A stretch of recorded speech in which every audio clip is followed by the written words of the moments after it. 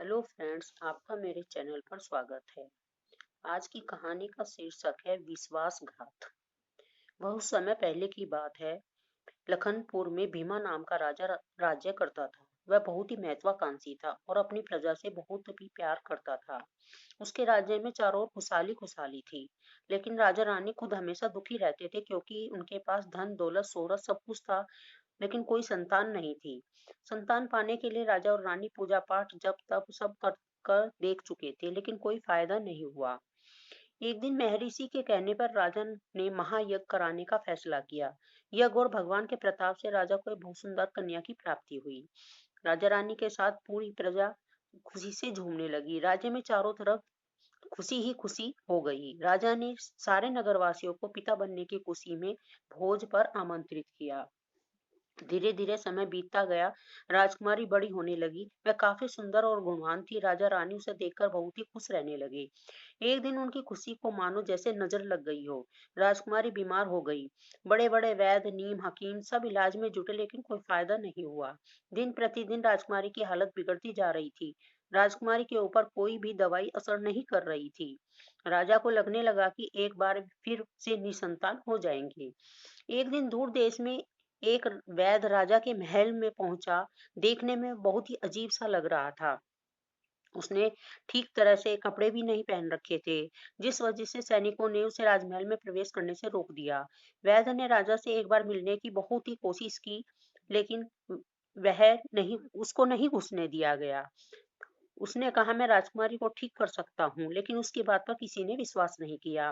सैनिक उस वैद्य को राजा के पास लेकर गए। वैद्य ने सबसे पहले राजा को अपना परिचय दिया और कहा कि मैं आपकी बेटी को ठीक कर सकता हूँ।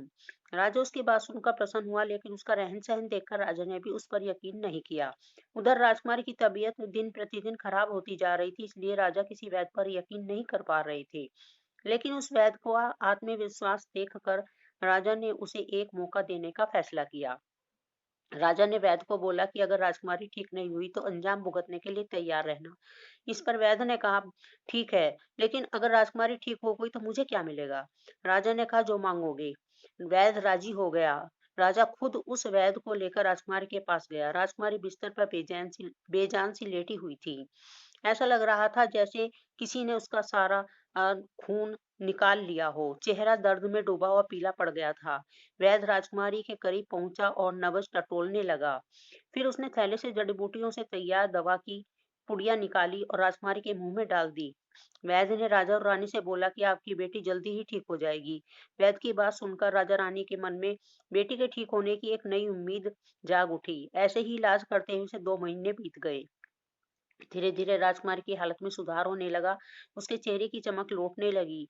राजा रानी के चेहरे की खुशी भी छलकने लगी। एक दिन वैद्य ने राजा से कहा, महाराज, राजकुमारी अब ठीक हो गई है। यह 1 महीने की पुड़िया बनाकर दे रहा हूँ, इसे समय पर राजकुमारी को देते रहना। इसके बाद राजकुमारी पूरी तरह स्वस्थ हो जाएगी। यह बीमारी दोबारा उनके पास नहीं फटकेगी। अगले दिन राजा ने वैद्य को अपने पास बुलाया और कहा कि वादे के मुताबिक मैं तुम्हें कुछ देना चाहता हूँ और तुम्हारा इनाम देना चाहता हूँ। वह बताओ तुम्हें क्या चाहिए? वैद्य बोला, सोच लीजिए राजा जी, आप अपने वादे पर कायम रहेंगे? राजा ने कहा, तुमने मेरी बेटी को स्वस्थ किया है, बोलो क्या मांगते हो? वैद्य ने मुस्कुराते हुए कहा, आपका आधा राज्य और बेटी का हाथ। इतना सुनते ही राजा आग बबूला हो गया। उसने कड़कते हुए कहा, तुम होश में तो हो? अगर तुमने मेरी बेटी के प्राणों की रक्षा न की होती तो अब तक तुम यमलोक पहुंच गए होते। अपने सैनिकों को आदेश दिया कि इसे राज्य से बाहर निकाल दिया जाए। वैद्य कुटिलता से मुस्कुराते हुए वहां से चला गया। इस घटना के कुछ ही दिन बाद एक दिन फिर राजकुमारी की हालत बिगड़ गई। उसका सारा शरीर नीला पड़ गया। आनंद फानन में राजवैद्य को बुलाया गया। राजवैद्य ने बताया कि राजकुमारी को जहर दिया गया है। इसका तोड़ किसी के पास नहीं है। कुछ देर बाद राजकुमारी ने दम तोड़ दिया। पूरे राज्य में मातम सा छा गया। राजा रानी शोक में डूब गई। छानबीन में पता चला कि वैद्य ने राजकुमारी को 1 महीने के लिए जो पुड़िया दी थी, उनमें से ही एक पुड़िया में जहर था। वैद्य को पहले ही शक था कि राजा उसकी बात नहीं मानेगा, इसलिए उसने एक पुड़िया में जहर भरकर रखा था। उसने सोचा कि अगर राजा शादी के लिए मान जाता है तो वह जहर वाली पुड़िया हटा देगा, लेकिन अगर नहीं माना तो इसकी सजा राजकुमारी को ही भुगतनी पड़ेगी। इस कहानी से हमें ये सीख मिलती है कि अगर तुम किसी से वादा करते हो तो उसे पूरा जरूर करो।